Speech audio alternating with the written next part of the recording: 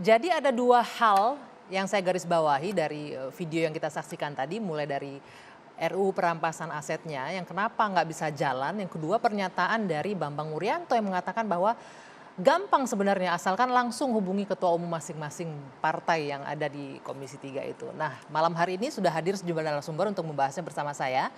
Ada Bung Margarito Kamis, pakar hukum tata negara. Selamat malam, boleh dipakai mic-nya Bung Margarito? Ya, selamat malam Maggie, selamat malam semuanya. Di ujung sana ada Mas Ray Rangkuti, pengamat politik. Selamat malam. Selamat malam. Di sebelah kiri saya ada Bung Teddy Gusnadi, Wakil Ketua Umum Partai Garuda. Selamat malam. Ya, dan juga bergabung secara virtual nanti bersama kita Bung Zainal Arifin Mukhtar, peneliti anti korupsi Pukat UGM.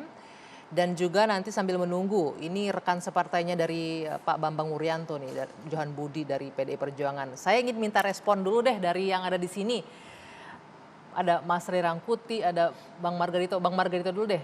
Mendengar pernyataan tadi dari Pak Bambang Pacul ya. Iya. Ini Korea ini semua nurut sama ketua umum. Jadi RUU perampasan aset atau aset recovery sebenarnya gampang kalau lobbynya langsung ke ketua umum partai. Apa yang Anda baca dari situ?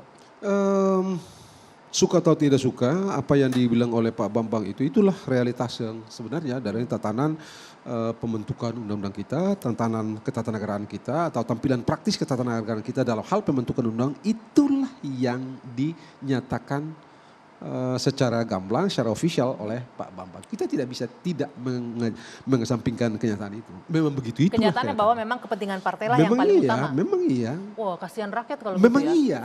Memang iya kasihan rakyat? Memang iya. Oke, jadi memang apa iya. yang kita bisa lakukan dengan keterwakilan kita di Senayan seperti apa itu? Ya? Soal seperti ini kalau saya keluar sedikit ya, pernah diteliti oleh salah satu mantan jurnalis hebat dari Chili namanya Sapa Vergara itu. Dia menemukan kenyataan bahwa dari Romawi kuno sampai dengan saat ini, baik demokrasi liberal maupun demokrasi liberal maupun otoriter itu hasilnya sama, dua-duanya berpihak kepada oligarki. Dari dulu. Jadi hampir tidak menemukan jalan keluar. Dia memang menawarkan satu jalan keluar, tapi dia sendiri ragu dengan jalan keluar itu. Akhirnya ya dia bilang, ya kira-kira persis seperti yang Pak Mahfud bilang terakhir itu. Oke, ya partai ini begini, partai politik kita ini ya begini ini, DPR kita begini ini, tapi ya sudah lebih baik ada daripada tidak ada sama sekali. Lebih baik DPR seperti itu daripada tidak ada sama sekali gitu. DPR. Memang itu. Anda tahu, Anda jangan berpikir bilang DPR yang hebat-hebat itu ya, kayak di Amerika Serikat itu. Anda tahu, kita ambil yang paling kecil gitu ya. Undang-undang tentang Bank Sentral Amerika Serikat itu dibikin tahun 1913 gitu ya. Sebelumnya itu Anda tahu nggak, undang-undang itu dirancang oleh para oligarki, dirancang di Jekyll Island ya, dan plotnya oleh siapa? Plotnya oleh anggota senat dari Republik namanya Nelson Aldrich. Karena itu undang-undang itu disebut dengan Nelson atau Aldrich Plan.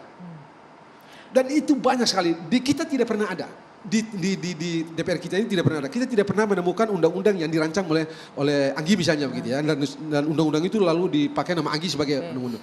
Di Amerika Serikat misalnya, itu kita menemukan misalnya Sherman Act. Itu menunjuk pada anggota DPR dari yang bernama Sherman. Yang memprakarsai undang-undang itu. Undang-undang anti monopoli yang kelak melahirkan apa yang disebut dengan Interstate Commercial Commission. Kemudian Aldrich Plan yang melahirkan undang-undang The Fed. Kemudian ada Clayton Act, undang-undang tarif perdagangan dan segala macam. Jadi memang begini ini. Saya senang sekali Bambang itu menyatakan apa adanya karena itulah kenyataannya. Kejujurannya ya. Kejujurannya gitu. itu. Mas Ray Rangkuti, itu hebat sekali. Ini artinya apa nih kalau secara politik kita melihat ini kejujurannya Pak Bambang Pacul dihargai oleh Bang Margarito. Artinya saya sih agak sedikit sedih, ironis gitu ya. Jadi seburuk itukah kondisi perwakilan kita di DPR mengikuti kepentingan partai ketimbang rakyat? Satu hari kita di MPR ada seseorang pejabat besar. Saya tidak usah sebut namanya karena nanti tidak enak itu. Tapi itu official. Saya bilang bla bla bla, dia bilang Margarito enggak begitu. Ini Republik, udah deh lu cari aja jadi ketua umum partai, udah beres kok. Udah jadi kita kuncinya di ketua umum partai. Iya. Jadi yang mengendalikan negeri ini ketua umum partai. Nah, itu pejabat loh.